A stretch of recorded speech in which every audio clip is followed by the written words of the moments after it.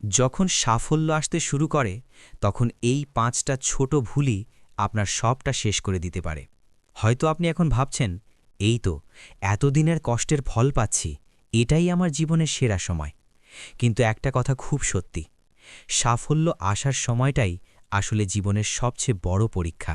ঈশ্বর যখন কাউকে সাধারণ জীবন থেকে একটু উপরে তুলে ধরেন, তিনি শুধু সুযোগ দেন না, তিনি দেখেন আপনি সেই জায়গাটা সামলাতে পারবেন কিনা, আপনার মন আর ব্যবহার ঠিক থাকে কিনা। এই সময়ে করা কিছু ভুল বছরের পর বছর করা পরিশ্রম এক ঝটকায় মাটি করে দিতে পারে। তাই এই কথাগুলো মন দিয়ে পড়ুন। ১. আবেগে পড়ে সবাইকে সাহায্য করতে যাওয়া। আপনার উন্নতির সাথে সাথে মানুষের ভিড়ও বাড়বে। যেমন মিষ্টির হাঁড়ির পাশে পিঁপড়ে জোটে, তেমনি সাফল্যের চারপাশেও অনেক মানুষ জুটে যায়। সবাই খারাপ নয় ঠিক, কিন্তু সবাই যে আপনার ভালো চায় সেটাও না।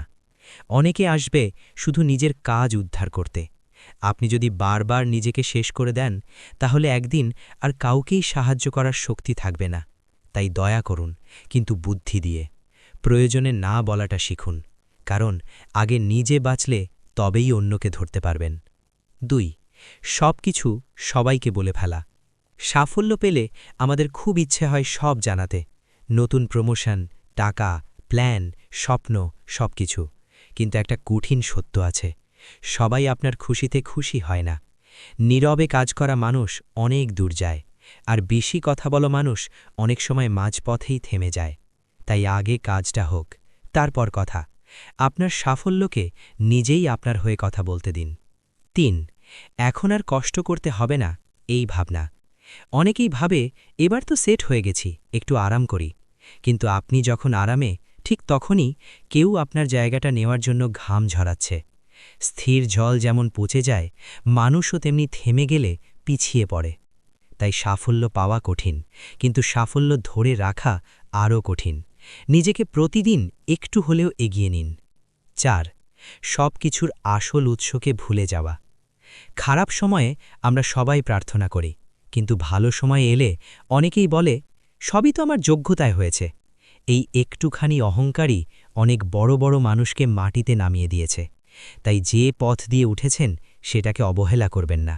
যে শক্তি আপনাকে তুলেছে তাকে ভুলবেন না, কারণ যিনি দিতে পারেন তিনি কেড়ে নিতেও দেরি করেন না। ৫. বাবা মাকে অবহেলা করা। দুনিয়া হয়তো দেখবে আপনি কত টাকা কামাচ্ছেন, কিন্তু ঈশ্বর দেখবেন আপনি আপনার বাবা মায়ের সাথে কেমন ব্যবহার করছেন। যখন আপনার হাতে কিছু ছিল না, তখনও তাদের দোয়াই আপনাকে আগলে রেখেছিল। তাই যত বড়ই হন, বাবা মায়ের সামনে ছোটই থাকুন, কারণ সবচেয়ে বড় পরিচয় হল আপনি কেমন সন্তান।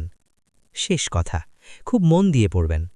যে গাছটায় ফল বেশি ধরে, সেই গাছটাই সবচেয়ে বেশি নুয়ে পড়ে।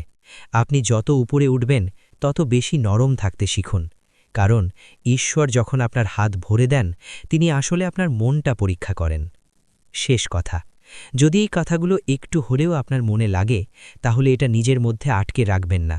আজ শেয়ার করলে হয়তো কারো জীবনে একটা ভুল কম হবে, তাই শেয়ার করুন, কারণ ভালো কথা কখনো বৃথা যায় না।